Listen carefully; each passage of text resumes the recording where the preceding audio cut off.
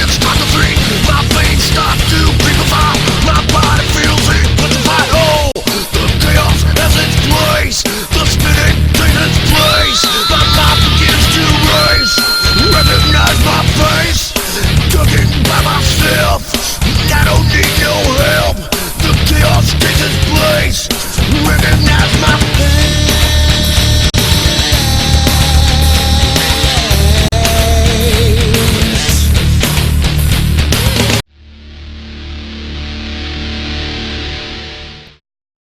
Hello, everybody, and thank you for joining us again on Targeted. My name is Kristen Manners, and I'm joined today by my co-host V. And with us today, we have Kathy Hawley. And Kathy Hawley actually has a very interesting story because it's very similar to mine, actually. Her targeting started about 4 years ago, and she is chipped.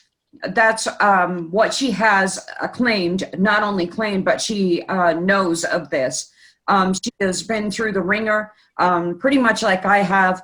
And I want to welcome Kathy to the show. Thank you, Kathy, so much for joining us. How are you today? I'm good. Thanks for having me. Yeah, it's been a long road, a long 4 years. That's for sure. Well, what Targeted is all about, Kathy, I think I spoke to you about this, is you having the opportunity to tell your story. So we're going to give you the floor, you know, kind of give us a rundown of how this started for you, how things happen, and what all you've been through. Okay, well, started about 4 years ago. I was driving home from a friend's, and it was about 9 o'clock at night, and I thought someone was following me, so I pulled over. I drove a couple miles, pulled over into a Walmart parking lot, and just to see if that vehicle was going to follow. And sure enough, they pulled in, didn't turn off their lights, just sat there. And I proceeded to call a couple different people, couldn't get a hold of them to see if they wanted to help me confront this person, and couldn't get a hold of anybody. So I went ahead and pulled out in front of the truck and honked my horn and yelled some obscenities and asked him why he was following me. He wouldn't look up. I wouldn't even acknowledge that I was there. So I drove around the back of the truck to get the license plate number, and he turned on his red and blues, and it was just a plain truck, but he had the lights. And I mean, it didn't scare me at all because I wasn't doing anything. It did surprise me. I was like, what the heck is a cop following me for? And then it just got worse from there. Once I knew that I was being followed, it progressively got worse. And the more I fought, the worse it got. It started with they killed my dog. A lot of these stories have a lot of pet murder, and that is an intimidation tactic, and that's a situation when they were to tell you or to convey the message that they're in control of your life. There's nothing you can do about it. Life and death is in their hands. You better do what we tell you to do. Yeah, so please go ahead. I'm sorry to hear that. Go ahead. Kathy. There were signs. I'd walk in the door and my dog would run the other way and then kind of look over her shoulder. And I had said something to my roommate. I said, if I didn't know any better, someone's been in this house, but you just kind of blow it off, and the next thing you know, they killed her. But when I called the Glendale police and had a officer come out, and he just started in on me. I hadn't even opened my mouth yet, and he was telling me that I was crazy and that if he had to come out here again, he was going to commit me, and on and on and on and on and on. Well, I didn't appreciate it, so I decided I was going to go down there and make a report on the way he was acting and the way he was attacking me. And so I went down. I I filled out a report, talked to his sergeant. He was all understanding, smiling, the whole 9 yards. I left there the day after I made the report. I was working, and come to find out, the officer and the sergeant came to my house, and was talking a lot of stuff to my roommate about me, how I was crazy, and blah blah blah, trying to get me kicked out onto the street, which just blew me away. I was like, you've got to be kidding me. And I mean, it just, one thing after another, after that. I mean, the neighbors started harassing me, and my roommate's targeted too, but he doesn't, he's a little bit older and he doesn't believe that this stuff is going on. So it's, it's hard. At first, I talked about it. I don't talk about it anymore, because it is hard to believe. Yes, I'm still having a hard time believing that it's happening, Yes. So, after that, I started, we're in a condominium, and so I've got someone a rental on this side and a rental on this side. So that's what's been happening. They keep putting people in next to me. They try to bang on the walls and make a lot of noise, and it doesn't really work, but I gotta give them an A for effort. They made my front street, which this was a private community. This Palmair, which is the street I live on, is now a city street, so they can have as many cars drive up and down as they want. I have a little video camera that I point out the window, and it counts cars. One day I can have up to 595 cars drive by my house, which is a very small community. Kathy, I think that when we were talking, your story is so incredibly similar to my story that it's just unbelievable. And do you have any idea, perhaps, why you might have been targeted?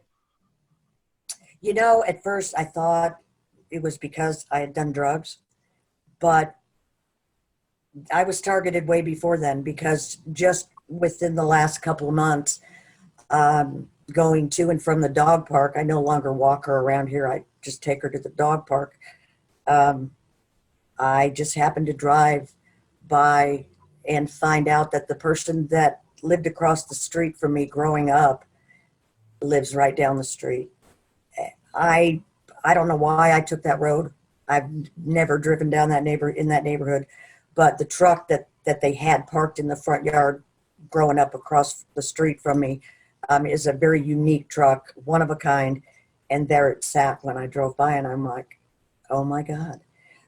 I've been targeted since we moved to Arizona in 72, and they were there then. So I believe I've been targeted a long time, just as a child, from birth probably. Well, I most don't. targeted individuals, they know more or less when it becomes overt, but when it's covert, the system is set up to where there are norms in society, and certain people are discriminated against certain things, and it sort of grows upwards like weeds. It's sort of like the lawn. You don't notice the lawn has been mowed in a while until it's just, one day it's just too high. Mm-hmm. Exactly. So, that's exactly it too. I mean, and I look back and I remember thinking I was being followed, seeing somebody parked at the end of the street, but you just blow it off because you don't think this is going to happen here. You just don't, and I guess that's the biggest thing that blew my mind was, how can this be happening in the United States? This is unreal, So, and you don't believe it, because I had a friend who was going through this, and he was trying to convince me that he was being followed. And he would show me through the camera that he had. I said, you're just paranoid. And then it happened to me. And I guess you don't believe it until it happens to you, because you just don't believe that it's going to happen here. I guess it's hard to believe. Well, I want to say that it was very smart of you to put up a camera to count cars and all that sort of stuff. Very. We are all under COINTELPRO. If you people watching the show don't know what COINTELPRO is, or counterintelligence program is, you got a little research to do. Okay? It starts with the FBI and continues today through various programs done by police, all the way down to your average citizen who are talked into or even hinted to, oh, okay, this person's bad. You might want to watch him. And then they become a part of the program by hearing rumors or whatever. Now, it's a good thing to put a camera, because we need a counter surveillance program against this. And for the people who are being told they're crazy, and that's just the thing. The police can't do very much, even though they're committing these crimes. The federal agencies, again, all the way down to your average citizen, doesn't have to be InfraGard. You know, the popular opinion or public opinion can be swayed. Okay, this person is a little bit nutty. You know, you mentioned the sergeant and the officer coming back and talking to, and that's how that starts. So instead of using the jail cells because you have not committed a crime, well, what can it do? Throw you into a mental ward. That is the modern day jail right now. Right. For these people who just want to get rid of people. Absolutely. Yeah. There needs to be stronger laws concerning who you can just throw in a mental ward, especially when there's no crime being committed. Oh, right. I was like, what am I doing? Why are you people following me? There was nothing they could do to me. I wasn't doing anything. So, yeah, I mean, he's like, I'll commit you, into a mental institution. And I'm looking at him going, what the hell's going on? I just couldn't. Deer in the headlights, man. Deer in the headlights. Yeah, exactly. Yeah. I was just blown away. Well, did they ever, I had an opportunity to talk to you earlier, but I had forgotten to ask you, did they ever get you put in to a psych ward? Were they able to do that with you? No. Oh, well, thank goodness. Nope. I ended the police calling right then. Didn't call the police after that. I was like, well, apparently I'm not going to get any help from them, so why bother? But then I was told, call the police, make reports, because I've had the neighbors call the police on me, and every time it backfired on them because I had a normal officer come to the house, and it just backfired on them. I explained to the officer what had happened, and he both 3 times now they took my side. So, that was kind of amusing, but I don't call the police myself. So, but they're just trying to get me hemmed up, my neighbors. And I got into it with one of my neighbors one day, and I found out what they were telling her, or telling the neighborhood, that I do heroin. She goes, go back in the house and do more heroin. I'm looking at her going, it's in the middle of summer. I've got short sleeves on. I'm like, do I look like I do heroin? Are you nuts? I said, but thanks for letting me know what they told you. I said, I've been wondering, and that was, but the most common and the easiest thing in the world to do. I was just going to say that someone is a drug addict. Now, if you really were on heroin, well, that's all too easy to arrest you for. And you're obviously here right now. Right. I do. I think about that. I'm like, what do these people even think? I mean, that's not how we do things here. If I was such a bad person, why aren't I in jail?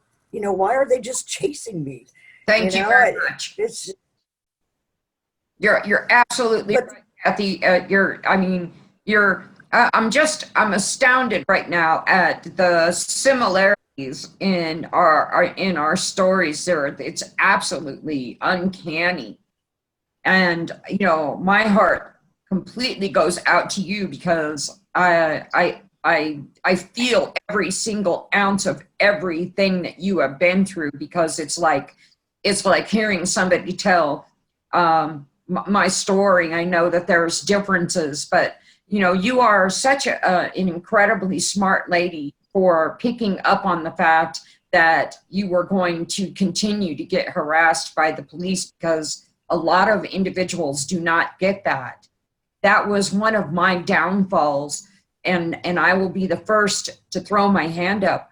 I was so overwhelmed by what was happening that I was bound and determined that these individuals that I had known to be good people my entire life were going to take care of this. So I continued to call the police, trying to get assistance. And they did. They ended up, I was thrown in a mental institution against my will. Wow, really? Yeah. So you did the right thing. You are a very intelligent lady for handling this the way that you have, and you need to be commended. There's not a whole lot of targeted individuals that can go through this type of torture and be sitting in a position that you are right now, as strong as you are. So you need to always remember that, how incredibly strong you really are, Kathy. You really do. Absolutely. Thank you. Thank you. I mean, it's hard, there's no doubt that I do have one person, I can talk to that knows what's going on, because it's been happening to him. But when this, right before this all happened, I had gone in to have surgery. And, I've had surgery before. You trust the doctor, whatever. I really, I didn't think twice about, I went to go have my esophagus stretched because I had bad heartburn for quite a while. And they say after a while, it shrinks your esophagus. And, things were just coming right back up. So I went in to get my esophagus stretched, and that's, little did I know, that's when they implanted me. I went, he was supposed to, it was just an outpatient thing. I had gone in for a colonoscopy, and this was the second surgery, and I should have known something was up. I should have. I went in, I was early for my appointment. They called me back there, and it was almost like an assembly line, because there were so many people getting colonoscopies and stuff, Well, my appointment time came and gone. It had come and gone, and I fell asleep. They waited before they cleared out everybody. Then they operated on me, or, did the whatever on me. So it took about 2 hours to actually see the doctor, 2 hours past my original appointment. And like I said, I fell asleep. And when I came out, my daughter was waiting in the waiting room for me. And she's like, "What happened?" I said, "I don't know." I said, "They just took me last, or, from what I could see." And it wasn't maybe 2 weeks. All of this happened, and then it started burning. They started cooking me from the inside. I didn't know what it was. I was like, "Oh my God, this is worse than any heartburn I have ever had." And I had heartburn for a long time, and it was very uncomfortable. This is at least 20 times worse than any heartburn I have ever had in my life. And they've been at it this morning from 4:30 this morning, and they're still doing it. They're doing it a little, in longer stretches now, but this morning it was a constant. I was in so much pain. I was crying. I don't, because after they do it, I can't eat, I can't drink, because it's totally raw in there. and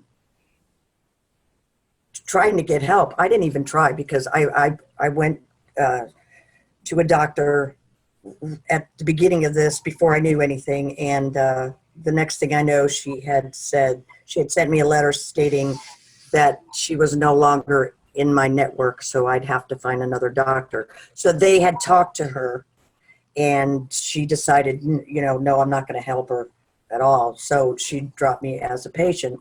But I didn't realize that until after all this stuff started. So I haven't been to a doctor since in 4 years. And I won't. I won't, because I know what's going to happen. I know, they're not going to help me. And even if they do, they're going to give me the wrong diagnosis. So I don't even bother. Well, I've got to say, that is a bit of that's a bit of a tricky road for a target individual, because when you see all that sort of stuff go down, and I've talked to target individuals who have real medical issues, physical issues that need to be taken care of, and when they go see a doctor to get those issues taken care of, they get turned over to a psych ward. Next guest we're supposed to have onto the show, someone who has multiple cancers across her body, and for the majority of the time she has these cancers, they kept sending her to psych wards, telling her she didn't have anything. And so it's really a very unfortunate situation. There are people who, thank goodness, nothing major has happened to a lot of people who are being tortured and have these experiences, but these people may develop something terrible and just like, no, I'm not going to go see a doctor. No, I'm not going to go see a doctor. They could be dying of the Zika virus. No, I'm not going to go see a doctor. So, I mean, how do you feel about that? I mean, is this out of the question to check up on your health? I mean, what does this look like for someone?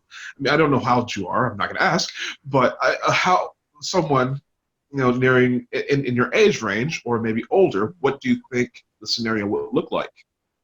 It's not. It doesn't look good. I mean, right before all this happened, I found out I had stage 3 skin cancer. And I saw a dermatologist, and he was able to get all the cancer out. It was on my back.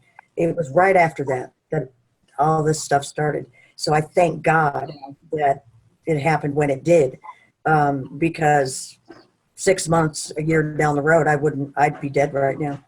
I honestly believe that, because I wouldn't be able to get help.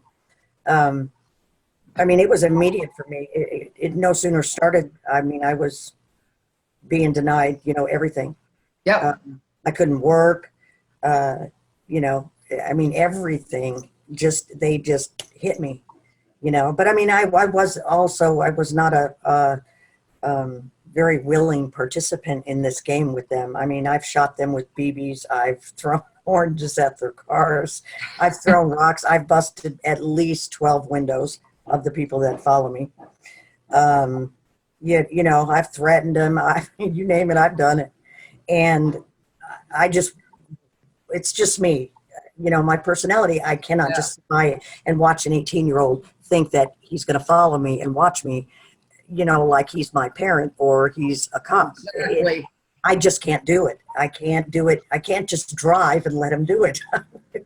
I don't know what it is, but I have fought every inch, every day, every minute I'm in that car,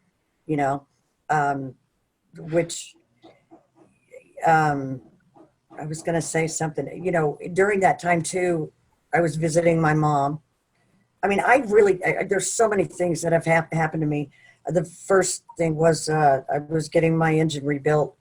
I paid him $3,000. He didn't rebuild it, didn't touch the engine. Got a lawyer. Car things. Yes, first I had to get another mechanic, pay him another $3,000 to really do the engine and to find out exactly what wasn't done. So he had proof and pictures and everything, so I could go to court. And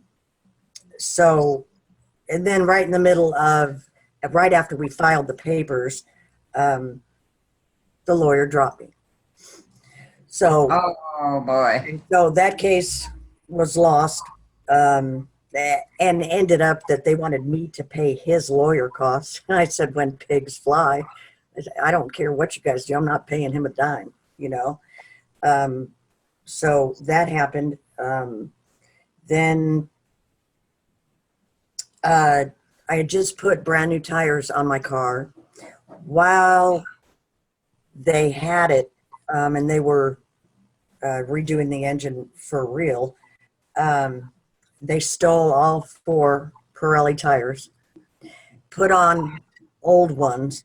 So when I looked at it, tires, I mean, they were 2 weeks old when I gave him the car to pull the engine.